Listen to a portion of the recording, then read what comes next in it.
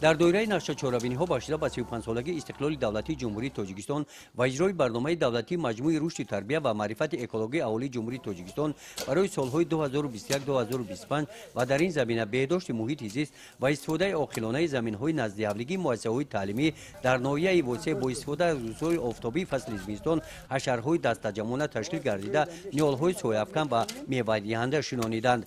در مؤسسه تحصیلات میانه عمومی رقم 21 واقع در دهه شبکه در دوره این چهاربینی اکولوژی با جلب آموزگاران و اختیاریان 200 بیخ نیال‌های میوه‌دهنده شنانیده شدند. در این چهاربینی کارمندان شعبه معارف در همبستگی با مأموریت این مؤسسه تعلیمی نظارت در سمت حفظ محیط زیست بهتر و خوبتر برآمده بین خوانندگان و اهالی دهه و وابسته به بلند برداشتن معرفت اکولوژی استفاده عاقلانه زمین در حالت خوب نگاه داشتن درختان و تامین بهداشت سلامتی آدمان کارهای فهماندهی گذراندند. همین شنوندن یکو پرورش کردن دیگره مقصد اساسی شنوندن نه مقصد اساسی نیولا پرورش کردن.